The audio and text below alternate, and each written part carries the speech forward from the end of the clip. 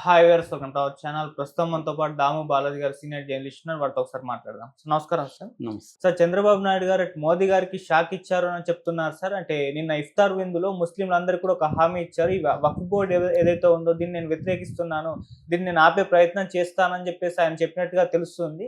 So ఇది మోదీ గారికి పెద్ద షాక్ అని కూడా అంటున్నారు. అటు నితీష్ కుమార్ కూడా మరి ఎలక్షన్స్ రాబోతున్నాయి, ముస్లింలందరూ వ్యతిరేకంగా ఉన్నారు కాబట్టి ఆయన కూడా వక్ఫ్ బోర్డుని ఆపే విధంగా ప్రయత్నాలు చేస్తున్నారని తెలుస్తుంది. సో ఈ విధంగా ఇద్దరు లీడర్స్ కూడా దీన్ని వ్యతిరేకించడాన్ని మరి ఏ విధంగా చూస్తారు? మరి ఇదేమన్నా ఆగిపోతుందా? మరి మోదీ గారు ఎటువంటి నిర్ణయాలు తీసుకుంటారు? మీరేం చెప్తారు సార్ దీనికి సంబంధించి? యాక్చువల్గా నిన్న ఆల్ ఇండియా ముస్లిం పర్సనల్ లా బోర్డు దేశవ్యాప్త ఆందోళనకు పిలిపించింది. ఎందుకంటే ఇది రంజాన్లో చివరి ఫ్రైడే నిన్న.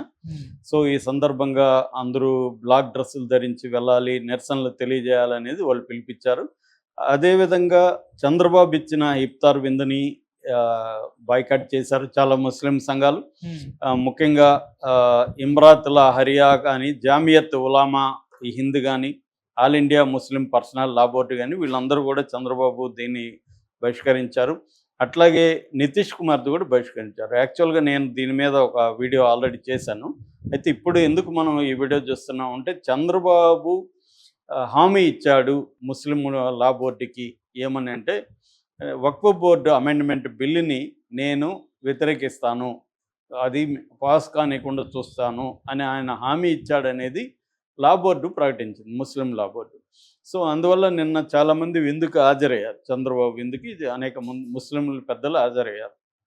ఇది ఇప్పుడు నేషనల్ లెవెల్లో, ఇక్కడంతగా దీని మీద ఫోకస్ చేయట్లేదు, కానీ నేషనల్ లెవెల్లో ఎన్డీఏ కూటమిలో చీలికలు అని చెప్పి నేషనల్ లెవెల్లో ముఖ్యంగా హిందీ మీడియా విపరీతంగా నాయుడు బాబు అని చెప్పి వాళ్ళు టైటిల్ పెట్టి ఇదే చేస్తున్నారు. మోడీ నుంచి బయటికి రాబోతున్న నాయుడు బాబు అన్న టైటిల్స్ పెట్టి వాళ్ళు చేస్తున్నారు అనమాట. సో అసలు ఎందుకు చంద్రబాబు నిజంగానే వక్ఫ్ బోర్డు బిల్లుని వ్యతిరేకించబోతున్నాడా? ఇప్పుడు బీజేపీ ముందు ఒక ఇబ్బంది అయితే ఉంది ముస్లింలకు సంబంధించి.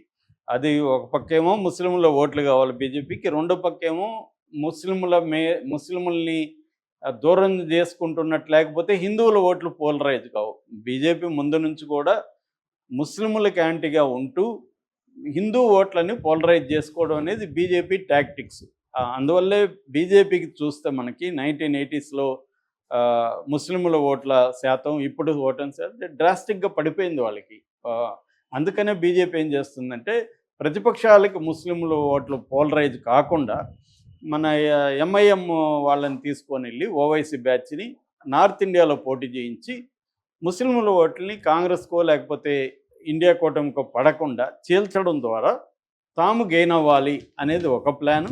రెండో ప్లాను పస్మందా ముస్లింలని తమ వైపు తిప్పుకోవడానికి. పస్మందా ముస్లింలు అంటే ముస్లింల్లో ఉండే బ్యాక్వర్డ్ కమ్యూనిటీ. వాళ్ళు దాదాపు 80% పస్మందా ముస్లిమ్సే ఉంటారు ముస్లింల్లో. వాళ్ళని తమ వైపు తీసుకోవడానికి రాజ్నాథ్ సింగ్, పస్మందా ముస్లిం లీడర్లకి రాజ్నాథ్ సింగ్ చాలా క్లోజ్గా ఉంటారు. అందుకని దానికి రాజ్నాథ్ సింగ్ని ప్రయోగించారనమాట. సో ఒక పక్క పస్మందా ముస్లిం తమ వైపు తిప్పుకోవడానికి ట్రై చేయడం, రెండో వైపు ముస్లింల ఓట్లలో చీలికలు తీసుకొచ్చి ప్రతిపక్షాలకు పోలరైజ్డ్ ముస్లిం ఓటు పడకుండా చూసుకోవడానికి ఓవైసీని వాడుకోవడం అనేది ప్రధానంగా ఇప్పటివరకు స్ట్రాటజీగా వచ్చింది. దీనివల్ల హిందువుల ఓట్లు పోలరైజ్ అయ్యి వీళ్ళకి పడ్డాయి, ముస్లింల ఓట్లు పడకపోయినా కూడా చీలిపోవడం ద్వారా ప్రతిపక్షాలు గెయిన్ కాలేదు. ఇది ఇప్పుడు ఇబ్బందిగా మారింది. హిందువుల ఓట్లన్నీ కూడా మోడీకి పడ్డం మానేశాయి. ఎందుకంటే ఎంతసేపు నువ్వు మతాన్ని రెచ్చగొడతా ఉంటే రోజువారీ సమస్యలు ప్రజలకు ఉంటాయి కదా, కూడు గుడ్డ, ఉద్యోగం, లైవ్లీహుడ్, ఆరోగ్యం, ఈ ప్రధానమైన విషయాలు. రెండోది, ఇవాళ ఇండియాలో ఒక యాస్పిరేషనల్ జనరేషన్ అంటాం. యాస్పిరేషన్ అంటే ప్రతి ఒక్కరికి డ్రీమ్స్ ఉన్నాయి, ప్రతి ఒక్కరూ బెటర్ లైఫ్ కోరుకుంటున్నారు. సో దాన్ని అందించకుండా నువ్వు ఎంతసేపు ముస్లింలు మనకు శత్రువులు, వాళ్ళని నడిపేయండి, తొక్కేయండి, చంపేయండి అని మన మతం ఏదో ప్రమాదంలో ఉందని చెప్తే, మతం కూడిపెట్టదు, మతం గుడ్డ ఇవ్వదు, మతం ఉద్యోగం ఇవ్వదు, అవన్నీ ఇవ్వడానికి గవర్నమెంట్స్ హెల్ప్ చేయాలి. ఇది అంటే మానవుల జీవన ప్రమాణాన్ని పెంచాలి. పెంచకపోగా మోడీ ప్రభుత్వం వచ్చిన తర్వాత గ్యాప్ మరింత పెరిగింది.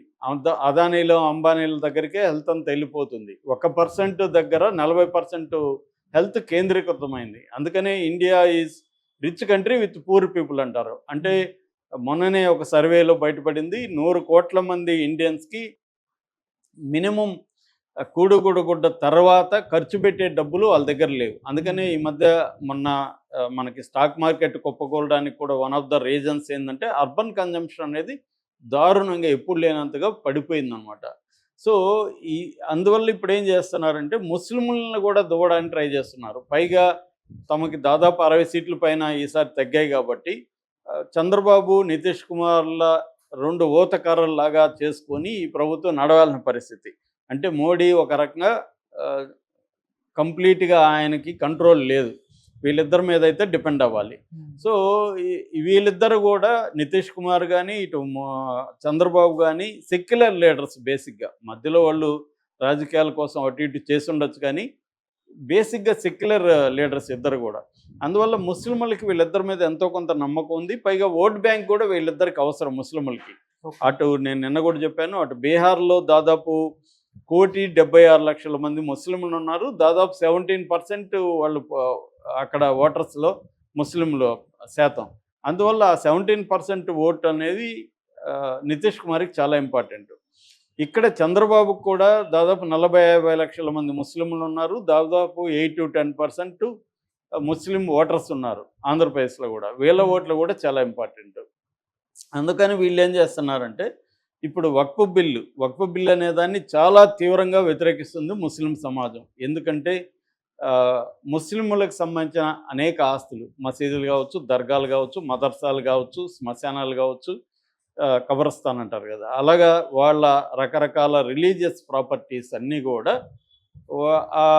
వాళ్ళ కంట్రోల్ నుంచి తప్పించడం, కలెక్టర్ల స్థాయిలోకి ఇచ్చేయడం, ముస్లిం వక్ఫ్ బోర్డులో నాన్ ముస్లింలను పెట్టడం, ఇలాంటి అనేక చర్యల ద్వారా ముస్లింలకు ఉన్న ఆస్తులు, ఎందుకంటే నెంబర్ 1గా ఉండే ఇండియాలో ఆస్తులన్నీ వాళ్ళ దగ్గర ఉన్నాయి, దాన్ని లాగేసుకొని వాళ్ళని ఎకనామిక్గా వీకెన్ చేస్తే వాళ్ళు బలహీనపడిపోతారన్న ఉద్దేశంతో మోడీ ఈ బిల్లును తీసుకొచ్చాడనేది ప్రధాన విమర్శ.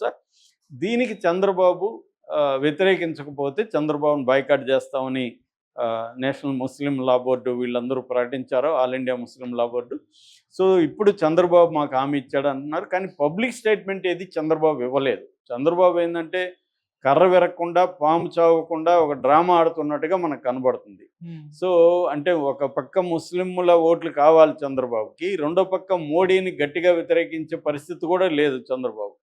అంటే చంద్రబాబు ఈ ప్రభుత్వం నుంచి బయటకు వస్తాడు అన్నట్టుగా హిందీ ఛానల్స్ ప్రొజెక్ట్ చేస్తున్నాయి, కానీ మనకిక్కడ తెలుసు చంద్రబాబు పవన్ కళ్యాణ్ ఎదిరించలేడు, ఇటు మోడీని ఎదిరించలేడు. కానీ హిందీ ఛానల్స్ చూస్తే దాదాపు నేను ఒక 30 ఛానల్స్ రెగ్యులర్గా ఫాలో అవుతుంటా హిందీ ఛానల్స్.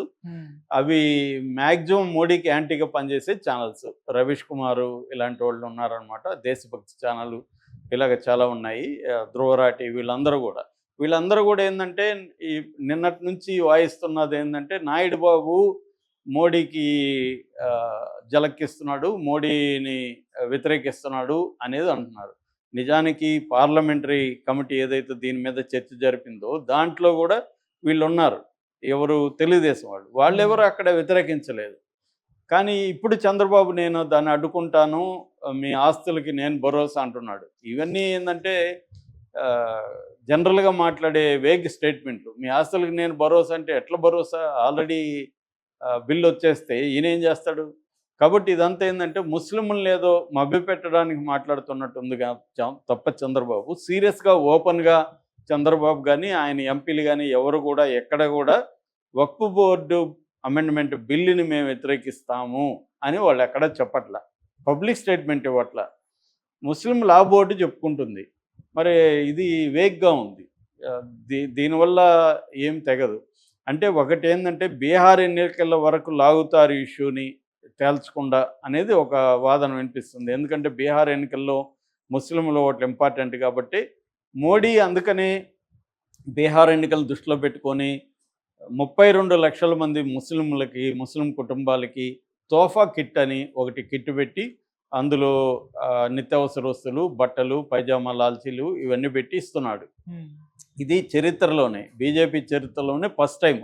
వాళ్ళు దీనికి వ్యతిరేకం, ముస్లింలకి ఇలాంటివి ఇవ్వడానికి బీజేపీ చాలా స్ట్రాంగ్గా వ్యతిరేకం. ఫస్ట్ టైము మోడీ దిగొచ్చి చేస్తున్నాడు అంటేనే దానికి ప్రధాన కారణం బీహార్ ఎన్నికలు. రెండవ కారణం ఇటు యూఏఈ కానీ, సౌదీ అరేబియా ఇలాంటి ముస్లిం, ఖతారు ఇలాంటి దేశాలతో, ముస్లిం దేశాలతో మోడీ స్నేహం పెంచాడు ఈ మధ్య. ఎందుకంటే అమెరికాతో ప్రాబ్లమ్స్ మనకి రాబోయే కాలంలో పెరగబోతున్నాయి కాబట్టి ముస్లిం కంట్రీస్లో మన స్నేహాలు పెంచుకోవాలనేది ఉంది. అందుకని అక్కడ గుళ్ళకు కూడా వాళ్ళు అలౌ చేస్తున్నారు.